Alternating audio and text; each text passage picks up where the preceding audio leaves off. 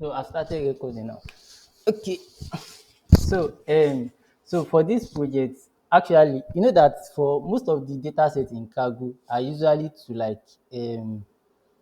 usually to like build machine learning models. But actually, you can actually do anything data related with the data set. So for this case, we are focusing on SQL currently. So that's why we want to like take a data set that is not normalized, normalize it. Because in most cases, you usually find a normalized database. But what if you are in a position where you have to like normalize that database? Like the database is not normalized yet. You now want to like normalize it before you now start working. So that's why we go through this route. And the steps are first to retrieve the file from Kaggle, right? We are given the link, like this link. We are given this link. So to retrieve the file and then to normalize. Most likely that normalization, that's where we are going to stop. So let's get started. So the first thing is to install import packages that we'll be needing. So that's what I did here. So and I explained each package is used for. So the next thing is datasets collection, and this is the link here. So I said that we should either connect to it using Kaggle API, or we should download the data, or we should download the dataset and then upload it to our working directory. So that's actually what I did here.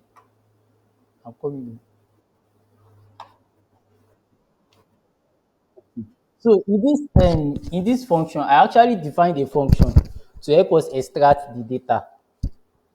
So if you have, for example, now if you have a cargo, I want to start from CSV. We already know about how to work with CSV, right? Our um, data will just say df is equals to pd dot read underscore CSV. But in order to like upload files to Google Colab. No, we are not working locally now on our local machine. This online this thing. So it is this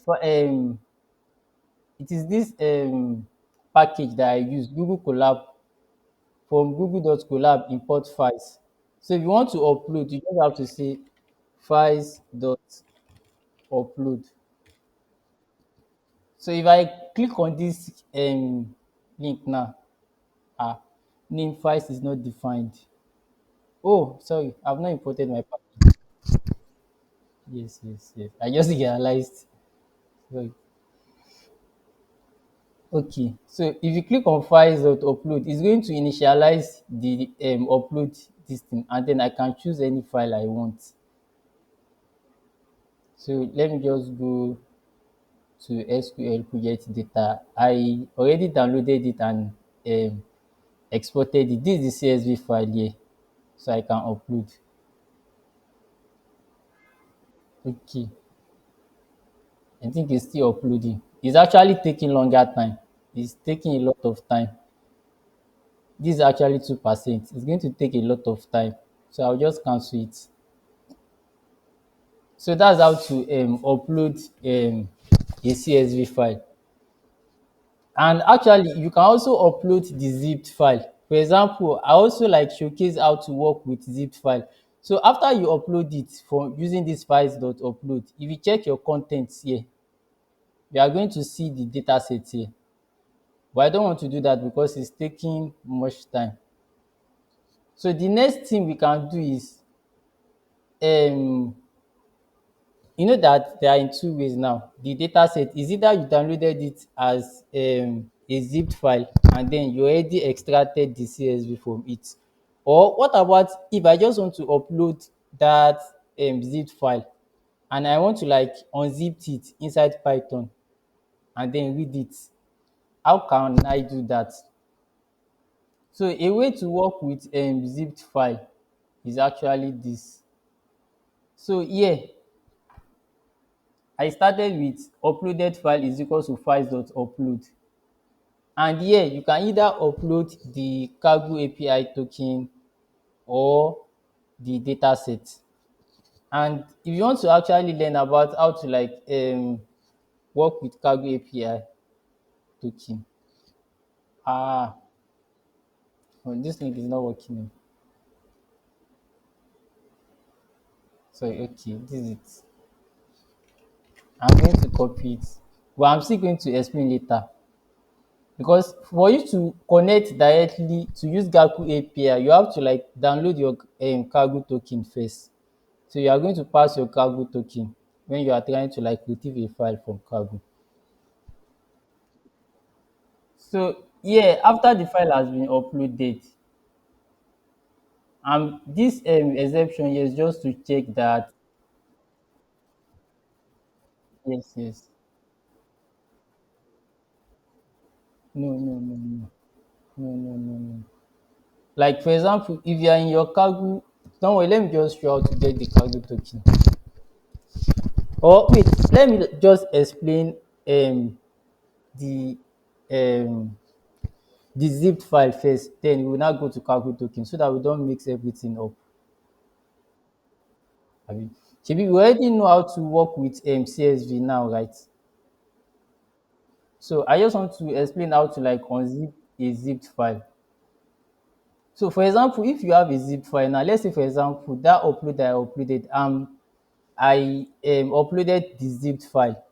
So this code here, I'm going to use it to unzip it because I installed a package earlier, zipped file. This package called zipped file is used to work with any zipped file. So here, file path, the name of the file that I uploaded, this is it here. And this code here, everything up to this point is to like extract it and then convert it to CSV. And then I'm going to get the CSV file and then convert it to data pandas data frame. Okay, I think we get that part right. Okay, okay, okay. So for you to like work with Kaggle API, the first step is for you to obtain your Kaggle token. So let me just have a walkthrough of how to like get the Kaggle token. The Kaggle token is usually a JSON file. Like this, my profile link. Yeah? No, yeah, it's a JSON file. Is it a JSON file? Yes, yes, actually, that's actually the Kaggle token. Okay. So let me just do a walkthrough of how to get the token. So from if you see your profile picture, you just click on it and go to settings. Then scroll down to API. So click on create new token. This create new token is going to download your cargo token.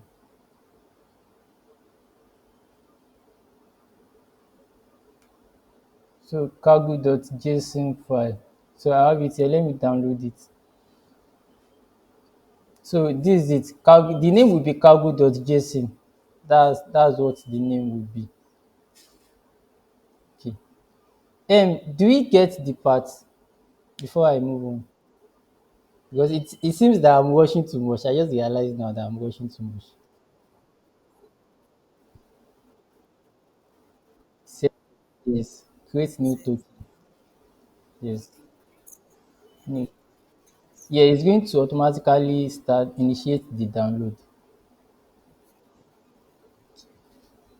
Okay.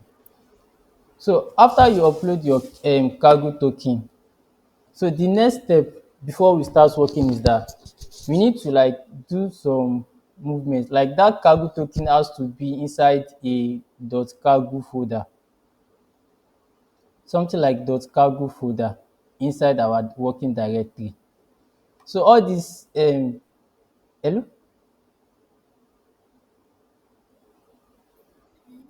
Okay, okay. So let's say for example now, if the file I uploaded is a cargo token, so the first thing that I do here is if there is a .cargo folder, I have to remove it. And you can be wondering that these codes are not like Python code. They're actually Linux system based codes. For example, if you are working in a Visual Studio Code now, like all these type of codes. So if you are working in Visual Studio Code now, all these type of code are usually what we usually write in the terminal. So I want to activate the terminal.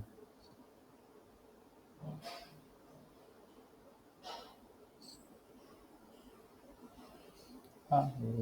Okay, this is the terminal here. Those type of codes are usually what we type here. Something like this. Ah, what's happening? Okay. So those type of code are usually what we usually type here. Something like this, sha. So that's what I did there. I'm usually preparing it with this exclamation mark. So what I did is that I remove any cargo token that already exists with all its contents, and then I create a new cargo cargo folder, and then I move this cargo.json file. I move it inside the cargo folder. So the next thing is that I have to set a security this thing on the file so that anybody that does not have the file cannot be using it. So that's what I did here. And then this link, this line here is exactly the line that downloads our data set. Hello, are you here?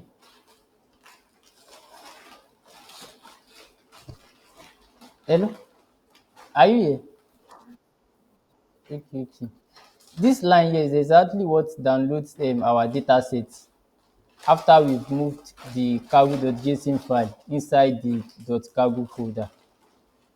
And for example now, if for any data set, it has a unique identifier, and the identifier is the username of the person that uploaded it and the unique name of the data set. And the way we usually get this username and the unique name of that data set is if you go to the link of the data set, that identifier is anything after this cargo.com/dataset, like everything here like this. Everything here like this is that identifier that we put here. So for example, if you want to like download a new data set, let me just scroll down and find a new data set. Let me go to this COVID-19 data set first.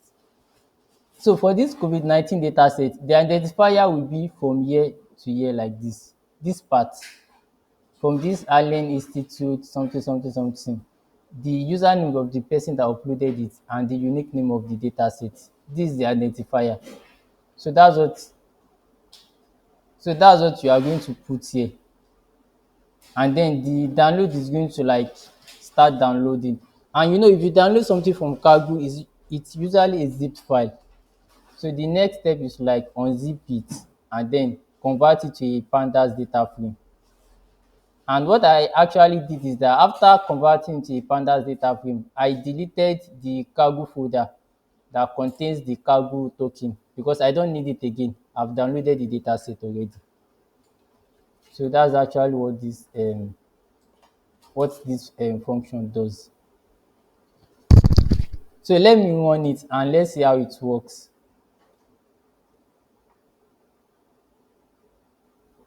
So let me run it here. This is where I'm running the function. It's going to ask me to upload the file, and then let me upload a JSON file, my cargo API key, my cargo token. I mean, this is cargo.json. And you are going to see that it's actually going to be very fast. You see that it has downloaded now. Fast. And then let's see our our data set. Just you can see very fast. Okay. Another thing I can do is, let's say for example, I uploaded a zipped file, the zipped file that I downloaded. Let me upload the zip file that I downloaded. Where is it? Oh, sorry, it's not here. This is it. Let me upload the zipped file. No, this is the zip file that I downloaded. So you can see that the zip file is actually taking much longer time.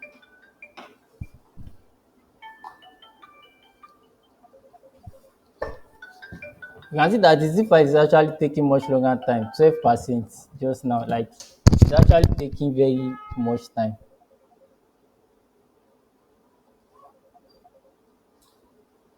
So let me just stop it.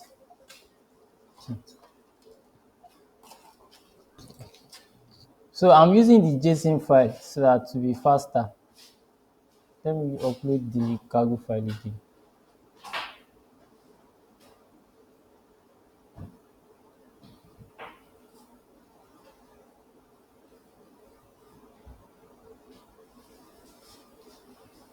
Okay, using the cargo JSON file is actually faster. And another thing is that if the zip file you want to like upload is already in your working directory, it's going to skip it. You see skipping because it's already in my working directory. It's going to skip it and then start working. This is the zipped file here, and this is the unzipped file, the CSV file. So we have both in our working directory, and this is dataset. Okay. So now let's go to normalization. Okay, so let's go to normalization. So yeah, let me just ask, like, um, um, who has gotten to this normalization part? Because I have so many things to ask. Who has gotten to this normalization part?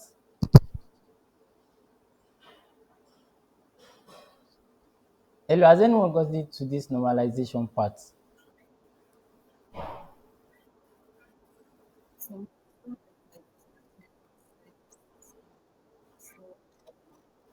Okay, okay, okay. I say because this normalization part thing, ha, I did a lot of overnight over there and everything, but it actually took a lot of time. Okay, so let's start. And majorly in most of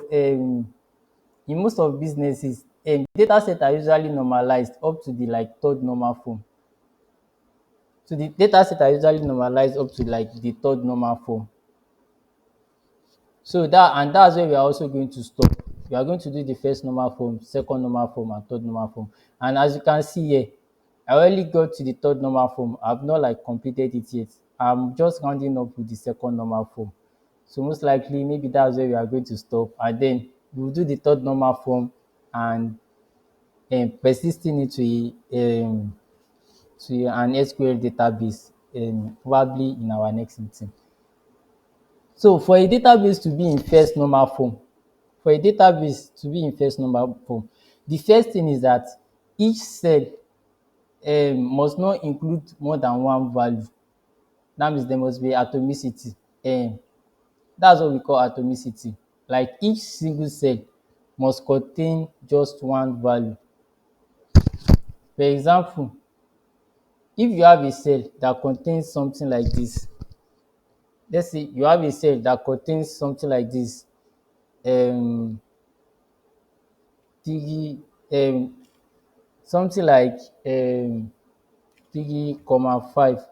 And if 3 is like meaning one single value and 5 is like, let's say for example, you went to a supermart now, you bought a book and you also bought an eraser. And then instead of them recording it separately, and then they just put in your details because they don't want to be like including more than one row. They just put inside the item you bought, they put book, comma, eraser. From this alone, the database does not conform to first normal form like this, just with this alone, because it's containing two values. And that's what the first this thing that's what this first condition is talking about. The second condition is that each table must have a primary key for identification. And what primary key means is that every other values in that table are depending on that primary key. Like for a single primary key, there should be a single value for every other column that is not a primary key. And do we get that, please? Do you get that part? Do we get that part? So a primary okay. So for a primary key is something that for a single primary key, every other value in that table there must not be more than one value for every other column in that table for a single primary key. And let's say for example now in school, for each student, let's say we have database information about students in a university. The primary key there is the matric number, is the matric number. You know that it is not possible for more than one student to have this matric number, right? It is not possible for more than one student to have a single matric number. So if you have a table for student details, so this matric number is the primary key. And for each matric number, we cannot have two names, we cannot have two address, we cannot have two levels, we cannot, because it's uniquely identifying one single thing. And every of those things are related to that matric number, are tied to that matric number. Do we get it? Do we get it? Okay. And this primary key is like, for example, if you go to a supermarket now, if you buy something, the receipt they usually give you. If you check the receipt, you are going to see something like order number, you are going to see something like transaction number, you are going to see things like that. All those things are usual are primary keys, because for a single transaction number is like identifying a single transaction, and order number is identifying a single order. Don't worry, once we continue, you are going to like understand it better. I think I explained it better, like down. And the third condition is that there should be no duplicated rows or columns. There should be no duplicated rows or columns. So those are the three conditions. So now we have our data set. We want to make our data set conform to the first normal form. The first thing is that each cell must contain just one value, and that is atomicity. Now let's ensure atomicity now. And by default, pandas does not allow multiple values in each cell by default. It does not allow multiple values in each cell by default. But however, there can be multiple values in each cell, and then it will still work in pandas. If the column that cell is saved as a string, in pandas a string is called an object, like the data type is an object in pandas. So for every column that the data type is object, we can have something like this that I explained earlier. Something like we can have something like this,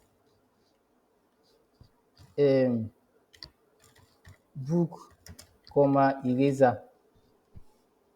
You can actually have something like this, and most times multiple values are usually separated with comma or this vertical line here. So where is it? This vertical line. That's what you usually see it in most of data sets. If you see it something like this, pandas is going to like assume that it is a single value, and then it's going to work. So that's now what we want to like filter out to be sure that each cell contains just a unique a single value, and just like an atom, the smallest indivisible particle indivisible sorry, indivisible size of a matter or something. Sorry, I'm forgetting. Okay, let's continue. So let's check information about our data sets. So here we see that the transaction number is an object, the date is an object, product number is an object, product name is an object, price is a float, that is decimal point number. And for this decimal point number, we can be sure that there cannot be duplicate value unless pandas is going to bring error. For this, quantity is an integer, customer number is an integer. So for these three columns, we are sure that there's no duplicate value. else pandas by default will have brought out error. So the other columns we want to search for now are the remaining 5 columns: transaction number, date, product number, product name, and then country. So let's start with transaction number. So we are trying to like convert transaction number to type int, because if you check this thing here, it is saved as an object, now it's a string, but the numbers are actually one integers that we are seeing here. So let's try to like save it as type int. If it works that this transaction number was able to be converted successfully to integer, it means that there is no column that contains multiple values. There's actually no column that contains multiple values, and everything is just integers throughout. But if there is value error, we want to like if there is value error, we want to like catch that error and then display the message. So let's try to convert this transaction number to integer and see what happens. So we have a value error, invalid literal for int with base 10 C581484. You can see that there is a letter prepending the transaction number here. You can see that there's a letter C that is prepending the transaction number here. And if we go back to the like data set, like the link on kaggle, let's check the explanation of that column. We have that transaction number is categorical, a 6-digit unique number that defines each transaction. That means it is unique for each transaction, and it is 6 digits. And what we have here is 1, 2, 3, 4, 5. We have 6 digits and prepended with letter C. So they said it is 6 digits. The letter C in the code indicates a cancellation. That means if the transaction is cancelled, probably you want to pay with your ATM and then there's no network and it's not cancelled. So C is going to prepend that transaction, that transaction number. So it means that this transaction number actually holds two values. The first value that is owed is the transaction number, the 6 digits at the end. And then another value that is owed is whether or not each transaction is cancelled or not. So just from here, we can see that the data set does not conform to the first normal form. Do we all agree? We see that it does not conform because there are some cells that are containing more than one value, like containing more than one information. So what we have to do now to make this column conform to that first condition is that what we are going to split it. And what I did is that I created a new column. I called it cancelled. So if there is anywhere that the transaction number starts with C, it's going to be true. And then the transaction number, I extracted the digits at the end. So this is actually a regex expression that this C star means that what? It may start with C or it may not, and then followed by digit. And I put this digit in parentheses because it is the digit that I actually want to capture.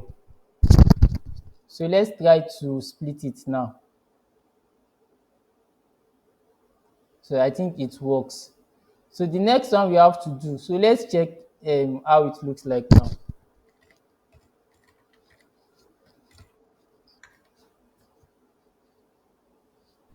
So let's check. So we have our transaction number, we have date, product number, and you can see cancel there. False, false, false, false, false, false, something like that. Let's check the last values first. Because this one that everything is false. Let's see where at least one is true. You can see some are true, some are false for cancelled. And here we have transaction number. And again, I passed it as an integer. I converted transaction number as an integer to be sure that there are no multiple values in that column and to like format the data type properly. So let's check df.info. Let's check the data type now. You can see that the transaction number is now int 64, is now an integer. So we can be sure that there are no duplicated values in each of the cell in that column.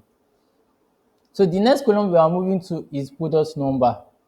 So for this product number also, normally a product number should be like number, right? Abi? Or what do you think? A, a product number should be number. So I tried the same step that I did with transaction number, trying to convert it to like integer, and then I got this error. There's this value here that I that I met 84596F. This is a letter. So I went back to that link again to like learn more about that column. And here you can see that product number, a 5 or 6 digit unique character. Let's highlight this place. We see that transaction number is a 6 digit unique number. Transaction number is a number, but product number is character, 5 or 6 digit character used to identify a specific product. It means that this product number by default was made as a string, not a number. Hello? Salah, you wanted to say something? Yes, yes. You know, transaction number is also categorical, but it's a number. So for this product number now, is actually character. That means by default it is string. So there is no need converting into a number again, because it is allowed, because a character can be either a number or a this. And let's count the digits we have here. 1, 2, 3, 4, 5, 6. There are 6 digits, and they said it can be what, 5 or 6 digit unique characters used to identify a specific product. It means that a product can only have one product number, and it can be 5 or 6 digit character. So that's what I said here. Each entry comprises of 6 characters, which can be a number or, sorry, I wrote off instead of or, which can be a number or alphabet. Okay. So it means that this product number actually conforms to atomicity. Abi? Or is it getting confusing?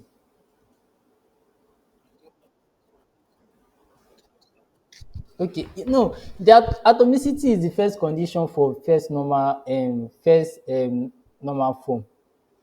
Atomicity just means that what, each cell must contain just one single value. Each cell, there must be no cell that contains multiple value. Shey you get? And when we check the transaction number, we realize that there are actually two values that are like included in the transaction number. The first is the transaction number, and the second is whether the transaction was cancelled or not. So we have to like split it into separate columns for transaction number. But for product number, we saw that product number only contains information about the product and does not contain any additional information. That means each cell is only giving you one single value, one single information. You get it, right? Okay. Okay, so the next thing now is customer number, because we have the next object. Sorry, we've not gone to date yet. We still go back to date. The next one is we've checked product number. Product name by default should be a string, and we know that for a product number there will be a unique product name. So we are going now to customer. How did customer number become float? Okay. Yes, yes, yes, yes. Okay, so we actually want to convert customer number to integer. Yes, because it should not be.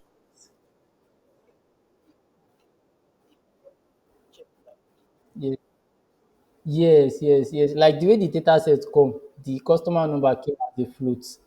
Yeah, actually. So we need to convert it to integer. And let's see here what they said.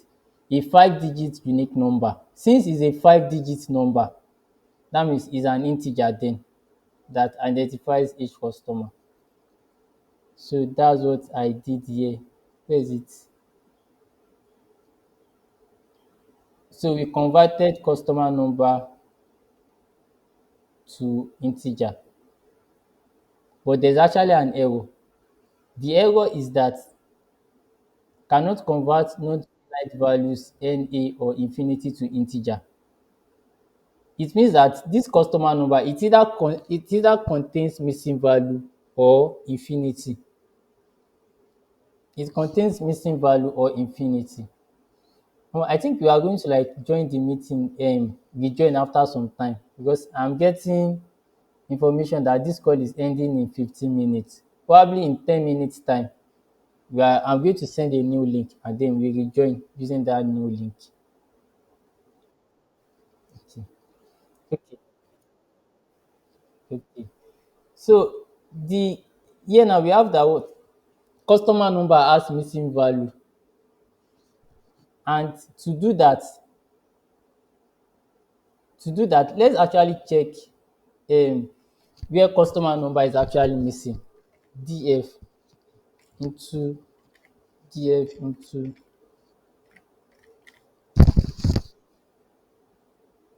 into customer number is null.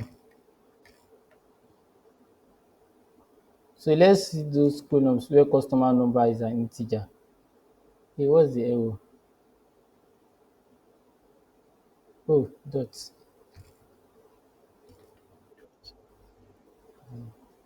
Series object. Oh, can I type in?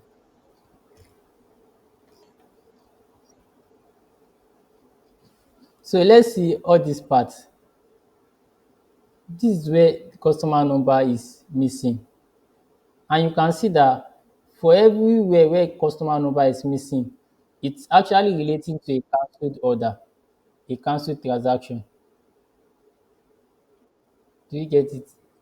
Oh, but actually this is the only one that is not cancelled. Sure. This one is not cancelled. But every other thing, this is the only order that is not cancelled, and yet the customer number is missing.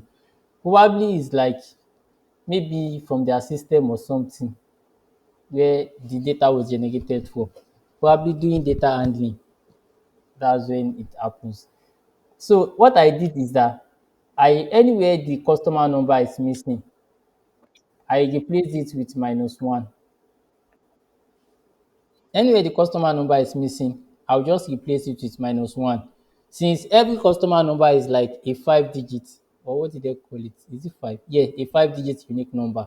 So anywhere there's -1, we just know that that place was initially missing. We just like inputted it as -1. So we get it, Abby. Because I'm saying this so that when we start writing query later, yeah, said now. This nan is actually not a value. It's going to see, let's do something like um df dot is null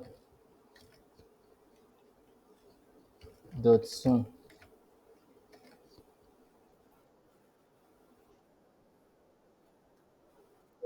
I don't know why I'm making this mistake every time. Yes, yes, yes. You can see that it's counting it as missing value. So, and the way pandas represent missing value is nan, because this column is numeric. So it represents missing value in numeric column as nan. Okay, that's why. Okay, so I'm now replacing all those missing value now by -1 so that there will be no missing value in my data frame again. And as you can see, it is only customer number that has missing value.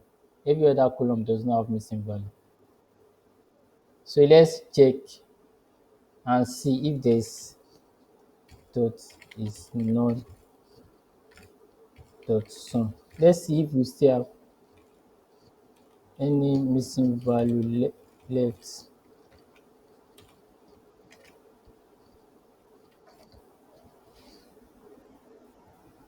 So right now, there's no missing value again.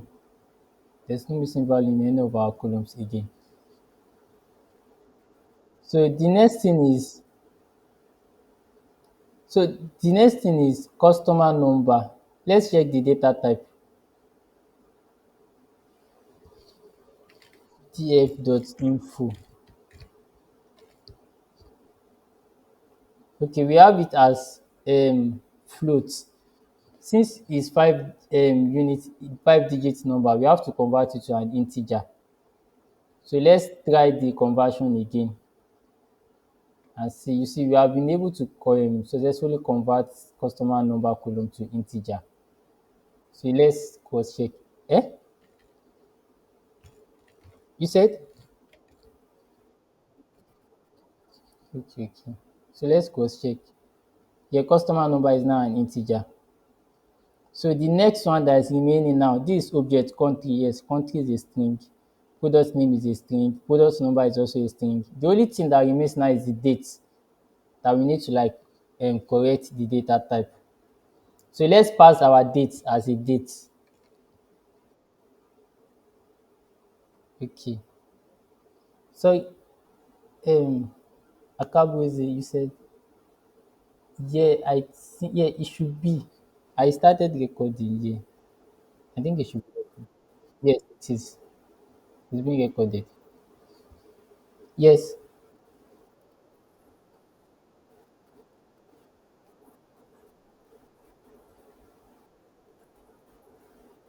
Okay, this is it. Yeah. Okay, Akabueze. Oh, so this as if I'm catching the error message. I'm actually catching the error message. Let's say, for example, now I try to do something. Let's say df into, let me pass product number, something that will bring an error. Product number. Then I want to cast it as type integer. I want to convert it to integer. So let's see what it's going to bring. You see all this error that is writing. Oh, sorry, this syntax error. The meeting is ending soon. Oh. Okay, you see that it's writing all this error. See, 6 frames. If I expand it now, the error this thing will be so much, and the message is just at the bottom here. This is just what tells me about the error. So what I did here is exception as e is like to catch just this error message that I can get and then display it, so that I will not be having all this distracting information. So that was why. So instead of when there's error, instead of putting all these things, to just, so, and then I formatted it how you should print it out as e. Let's see where I used that e earlier, where there was error. Like here, you see that message e. This is where the message is. Cannot convert non-finite values any or inf to integer. Instead of all those long messages. So that's what I did. Okay. So I think I've done customer this thing. I've passed the dates. And by now we can be sure that there's no cell that contains more than one value now, right? Abi? Is it true or not? We can be sure that there's no column that contains more than one value now, right? Okay. So let's read the data set. You can see that the date is now formatted properly now. Actually, in the initial data set, the way the date is written is something like this. You see this second value, this middle value is the day. The month comes first, like month, day, and year. That's how they arranged it. I was actually looking for a way to like pass it correctly to be sure that it worked correctly when I was working with these data sets. Because if you check the beginning value, there's no way you will know whether this 12 is a month or a day, and this one is a month or a day. And it's actually day, month, year. So, and when I now pass it using this date, I don't know, probably with the building, how the code was written. So it was able to like detect which one is the month, which one is the day. You can see that this 9 is the day and 12 is the month. So it was able to pass it correctly. Okay. So you can also cross check that when you are also working. So let's check the info. So our date now is now date time, and then transaction number. I think everything is okay now, right? Okay. So I will let's try to like pause here so that I'll create a new link so that we'll be able to join. The call is going to be like ending in the next very soon so that it will not like take us out when we are working.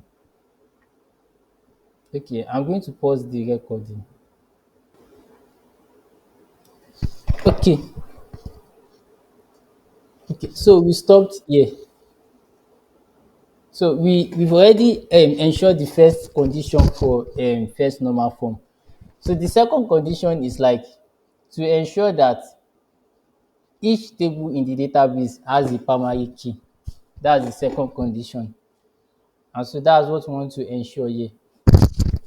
So, and what a primary key means is that for a single primary key, for a single primary key, every other value that is not part of that primary key must have a single value to that primary key.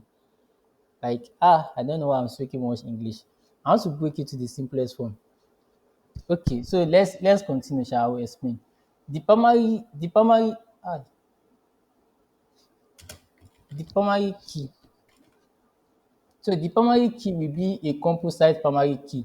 Composite primary key is when you are using more than one column to form your primary key, comprising transaction number, product number, and product number. The primary key must be unique, i.e. there must be only one entry per primary key. So what it means is that, for example, for this transaction number and for this product, both of them, these two now are our primary key.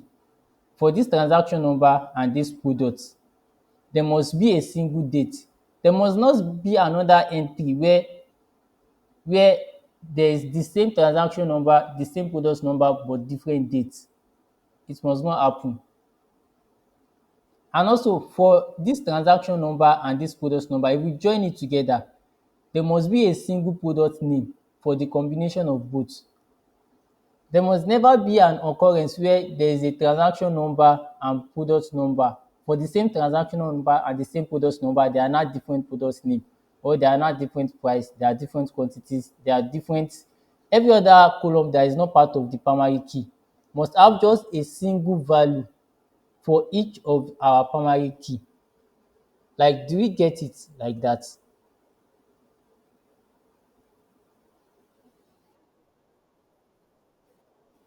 Okay. Okay, the way primary key works is that, okay, let me say for example now, let's forget composite key now. Let's forget composite key. So let me say I want to use this transaction number as my primary key. This column, I want to use it as my primary key. This transaction number is the primary key for this table.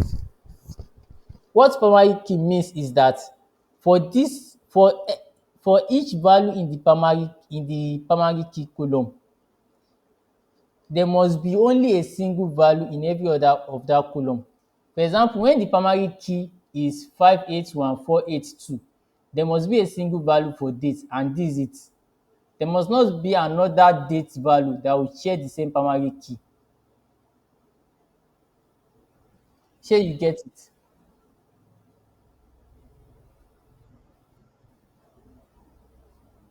Hello? No, every column that is not part of the primary key, For example now, okay, let's take for example, you know, for 581 1475, the date is always the same. You can see that once the transaction number is this, the date is always the same. Sorry, let me type it out. DF. Yes.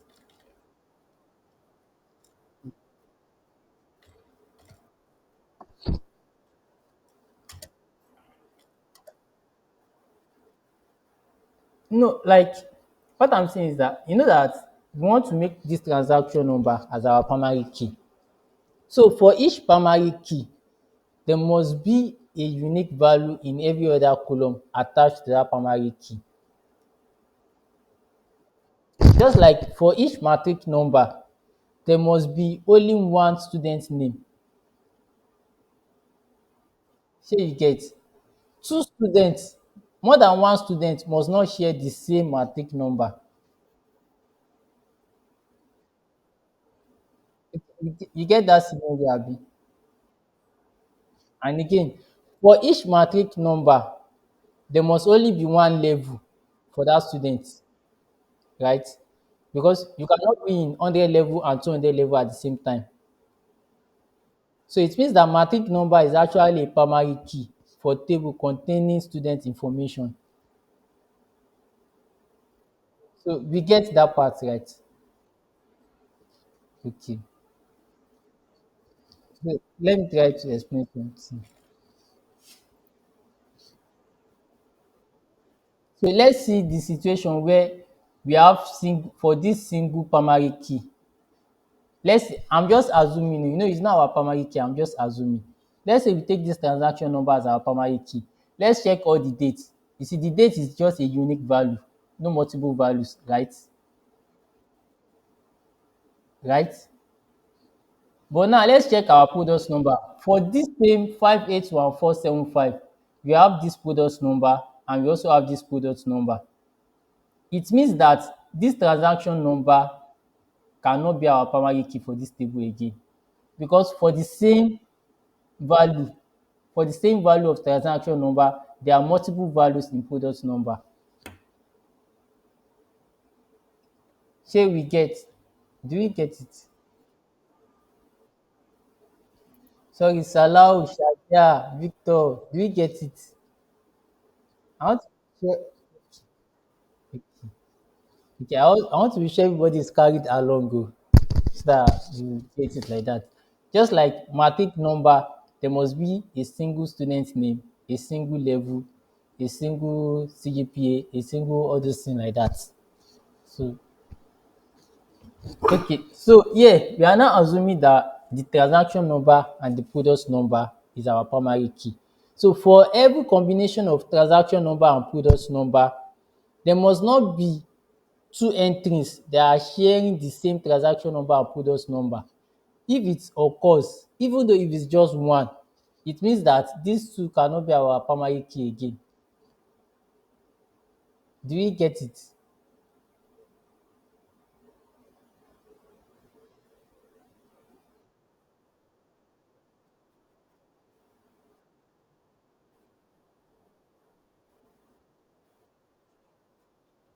So I'm talking about that if we use these two columns now as our transaction number, so for every other column, there must not be more than one value in every other column having the same transaction number and product number.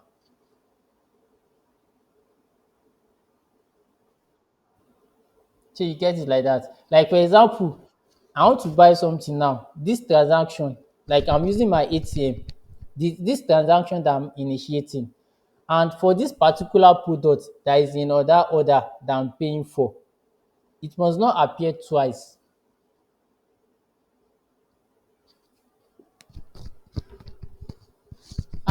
This thing is now getting abstract again, and I want it to be practical.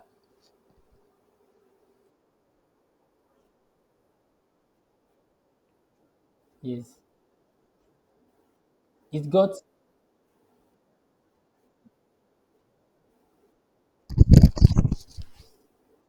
Yes. but it is not the same transaction. But it's not the same transaction. So the now is the transaction, it will be a different transaction. No, it cannot share that same transaction number again. Because if you go to any POS, for every time you use your ATM, whether with POS or anything, if you check the receipt, you are going to see transaction number there. The transaction number is always generated for every transaction. You always see it there. So we get that we can use transaction number and product number, right? Okay. So let's now check that if there are like any row that is appearing more than once and is sharing the same transaction number and product number, and here there are 20,000 e hold 20,000 duplicated entries of the composite primary key. Ah, you see that there's problem. So like this, the combination of product number and transaction number cannot be our primary key again, because in this table we have multiple rows that the both transaction number and product number in those rows are the same. So it means that it cannot be our primary key again. It cannot be the primary key for this table again. So and I said let's observe these entries. So those places where the transaction number and product number are duplicated. So let's check them out and see what happens. So here, this is the transaction number and this is the product number is the same. Let's check every other thing is the same, but actually different quantity. Like what can we say about this case? Like it's the same transaction, same product, but different quantity. What can we say about it?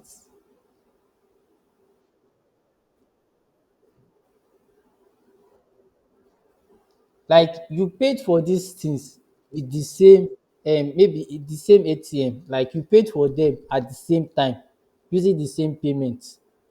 If you want to pay for goods, you pay for multiple goods together. So it's the same payment that you used to pay for both of them. And it is that same product, but it's now appearing twice with different quantities. Like what do we think has happened? I'm actually asking for our opinions because me, I just base this situation on my own opinion.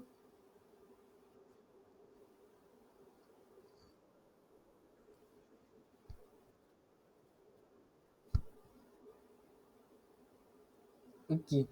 But actually I think what I did, you said,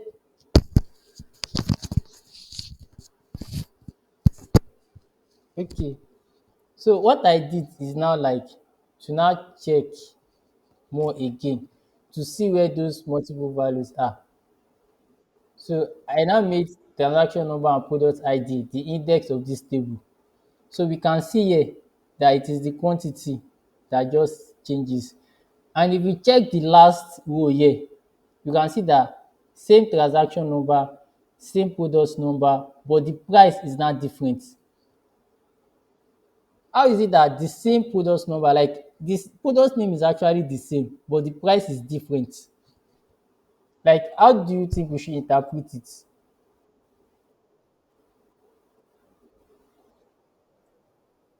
Like, for example, you go to Jumia now, you bought a keyboard mouse, like a keyboard mouse now.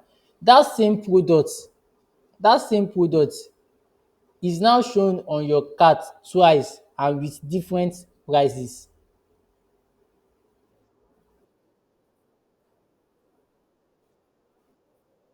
Okay, it can actually be different sellers and different prices. Yes, actually. Yes, actually. So what may I just assume here is that looking at the data from above, the first two entries shows that with the same transaction number and product number, there can we can have so we can have different quantities. That means same transaction number, same product number, but different quantities. And also the last two entries on the other hand shows that entries with um same transaction number and product number can have different prices. So that's what I said. Let's check if other column also have multiple values per primary key. So let's now see if there are other columns where for a single combination of transaction number and product number, there are like different values there. So let's check. There are zero occurrences of multiple dates per key. So that means the primary key works for date column and also for product name column it works, and also for country it works. So the only issue is that the only where the issue is coming from is this quantity and price, that they are having same transaction number, same product number, but different values of quantities and different values for price. So what I just did is that only the price and quantity columns contain multiple values per primary key. A logical explanation to this is that there are scenarios where same item with more than one quantity is added to the order more than once instead of increasing the quantities. So what I assume is that this item now, when the person wanted to buy it, he first added 15 quantities to the cart, and then another time again he added 12 quantities to the cart again of that same product, and he paid for everything with the same card at the same time. Do we get it? Actually, yes, okay. Actually, when somebody is working with data sets, it is all this preparation part that will frustrate somebody's life. Look at how many assumption, data clean, and we've not even cleaned anything much. Not even cleaned anything much. Yeah. When I was working with this thing, I was so frustrated because I had to check. And then another scenario is same item has some quantities with discounts while the rest with no discounts. Let's say for example now, I went to a store and then they still have like, I wanted to buy 10 caps. They still have 3 caps left that they are using to run a promo. Like they are running a promo like 100 caps. So those caps that have discounts, there are 3 left. And the many caps that they have, there's no promo again. So I bought that 3 and I bought 7 without discounts again.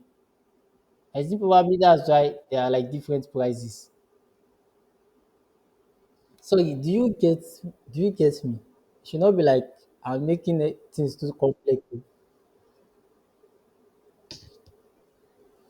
Ellie?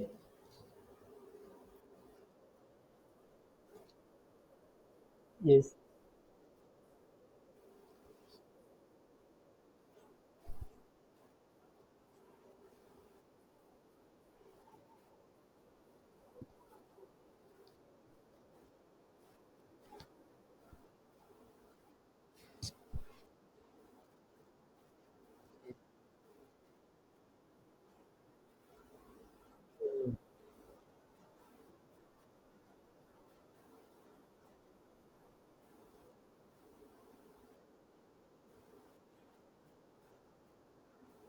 Yes, yes, yes. Yeah, actually there's no date for each one. Eh? Yeah, yes, yes. It's actually the date the payment was made. But we check here, like there's the date when each transaction was generated. Oh, the date the transaction was generated. Yes, yes, yes. Okay. So actually that's the assumption that we are like assuming. Okay. So the index of the table. So what now happens is that those two are not enough to form our primary key. because you can see that for the same primary key, we are having multiple prices and we are having multiple um, quantities. So what I now did is that this column, this table that we have here, I added this index. I added this index to it to form part of our primary key, like the list of this what we used to call serial number in table. You know that serial number column, that's the index. So I added it as part of our primary key. So if you check here, I said that the index of the table named as other number will be added as the will be added time I typing will be added to the primary key. The primary key is now combination of order number, transaction number, and product number. Okay, that's what I did. In order to ensure that for each combination of my primary key, there's only one. So see this index, I added it as a column here. That's what I did. So if you combine the order number, transaction number, and product number, we cannot have more than one entries for each of our columns again. Do we get it? Or is there any other a better way we can go about it?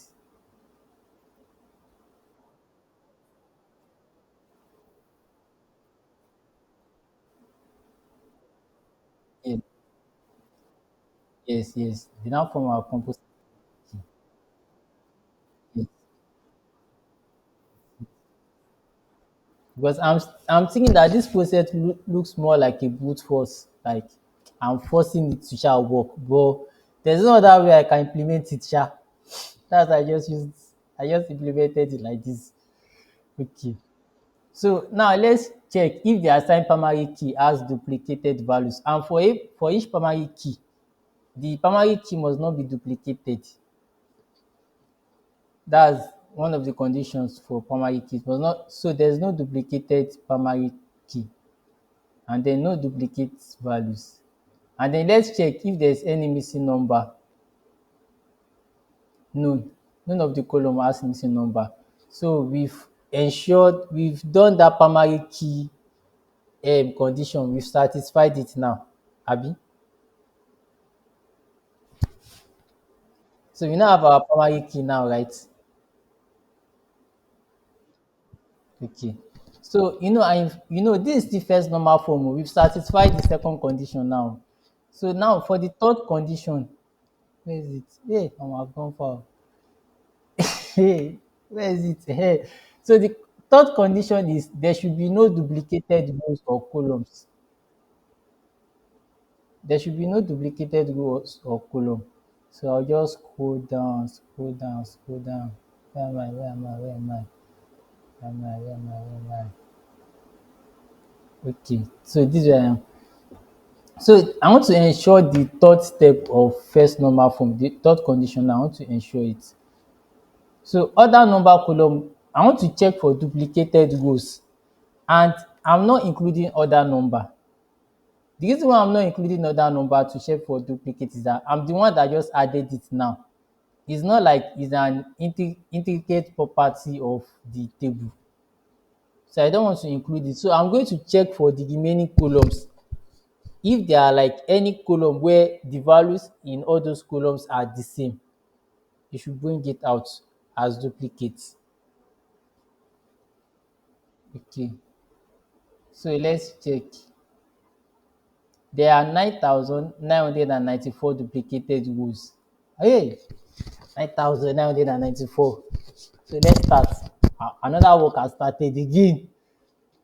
So before dropping these duplicated values, let's check if the duplicated values are products scanned multiple times and recorded per single quantity. Just like the one that we said earlier, that somebody added a product to cart and then he went to and then came back and added another product. But the way we were able to detect that was that the quantity was actually different. What if the first time he added 10 quantities, and the second time he also added another 10 quantity of the same product, and he did not have discount, so the price was also the same. You know, those rows, all the entries are going to be the same, because all the entries are going to be the same, right? So, but let's check it first in order to know what decision we are going to make. So let's check the duplicated index. Let's check them. Let's look at this place now. The order number 984985. Look at transaction number, date, product number, product name, price, quantity, customer, country, cancelled. You can see that everything here from this column up to this point are the same. Everything like this are the same. So the next thing is, so you see everything here, the quantity is like one. So I now want to see if those duplicated rows, probably there's any case where the quantity is more than one. So that's what I checked for here. And then you can see here, there's two, there's two, 24, 24, 25, 25, 12, 12, like the quantities, and they are repeated. So the next thing is now to get all the like value counts and then check them. And here we can see that what majority is when the quantity is one.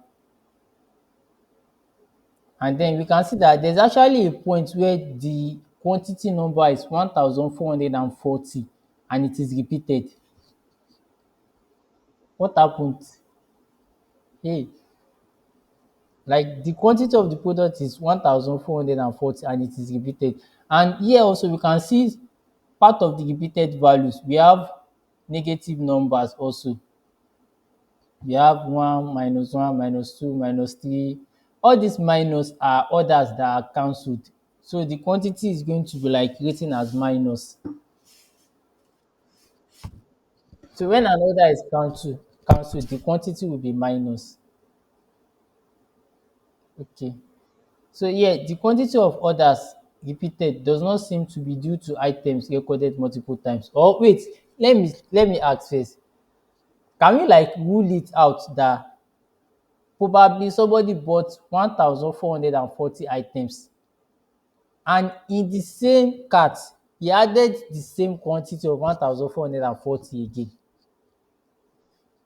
Or wait, let's check that rule first. Let's check that rule. And sorry, let me use another this thing. Okay, see.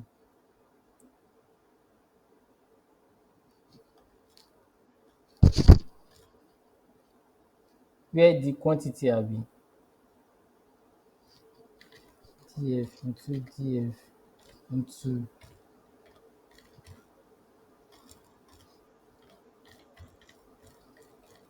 quantity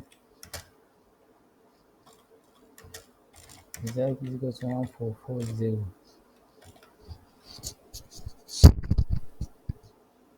So here we have it. So look at this point, guess alphabet iron on patches.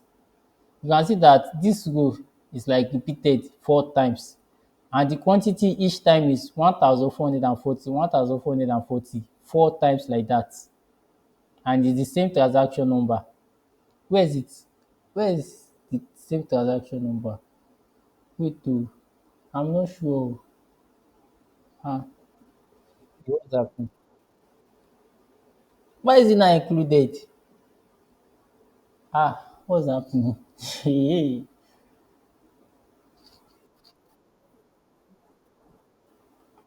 okay, the product. Yes, yes, yes. No, I mean like, oh, sorry, let's forget this other number. Oh.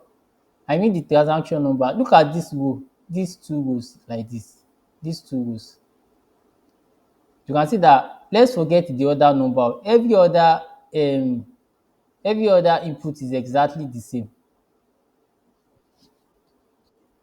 So do we think this is also the same case, or we should rule it out that it is data anomaly?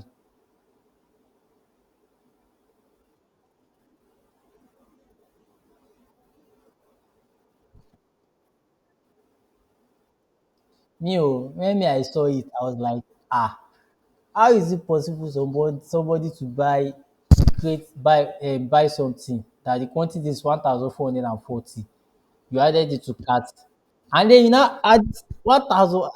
Oh, that's too much. Nah, that's too much. I was like, I just removed it too, but I just want to like get your opinion because I was really confused then. I was like, is it really possible, Sha?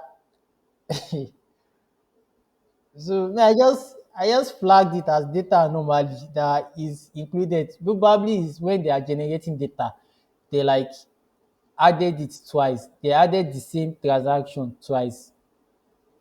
That's what me I think. Yeah, actually.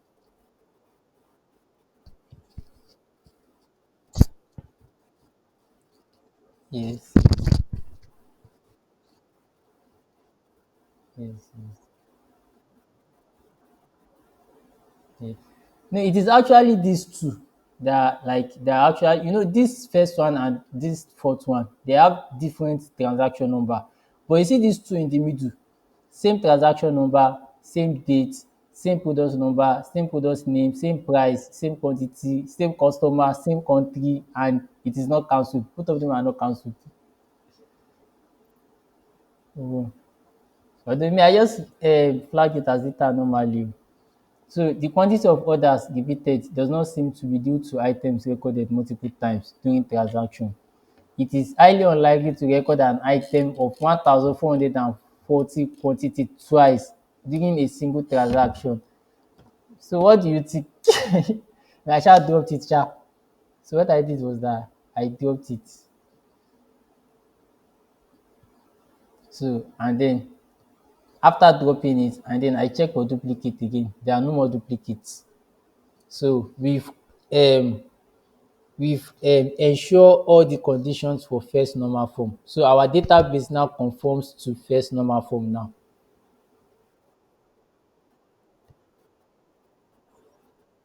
No, like for the for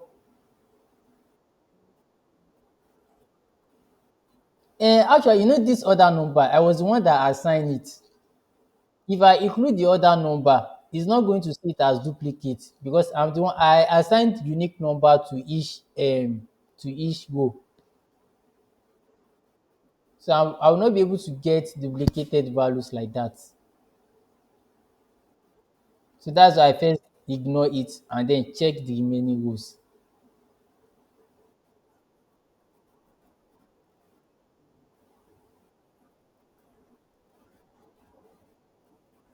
No, you see this drop, I did not put in place. It is just a copy. So it's not like it's really dropped. So you know that the index now, some rows have been removed. So our numbers, you see 0, 1, 2, 3, 4. Some number we are going to be jumping. So in order to like ensure that there's no jumping, I just reset the other number again, the index, and then let's see how our data looks like now. So this is the order number, transaction number, date, product name, price, quantity, customer number, country, and cancelled. And then let's check information about our products. So we now have 531,150 entries. And initially it was around after after we just imported it, it was around 536,350 entries. That means we've removed around 5,000 rows. So we now have left 551,300 and something. So yeah, we now have 50. It's still 53,000. Oh no, 531,000. So it was initially 536,300 and something, but now it's now 531,150 entries. So the next step now is to ensure that it conforms to second normal form. But I'm not done with this second normal form yet. Can we like continue from there in the next meeting?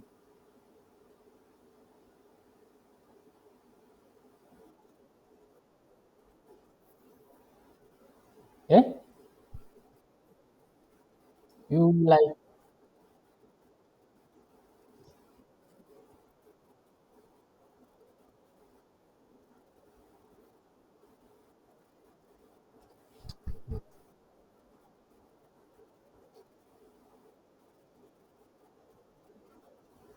yes, yes, yes, yes.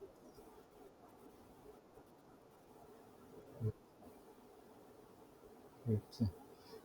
So I think I'm going to share the link to this notebook and also send it to the group. So I'll give everybody time to also like go through those second normal form, third normal form, and also how to store it to database. And then in our next meeting, so that it can be more interactive. Okay, yeah, you're welcome. So I want to send it to the group now. Like the link to this notebook, Google Collab notebook. So I just sent it to the group now.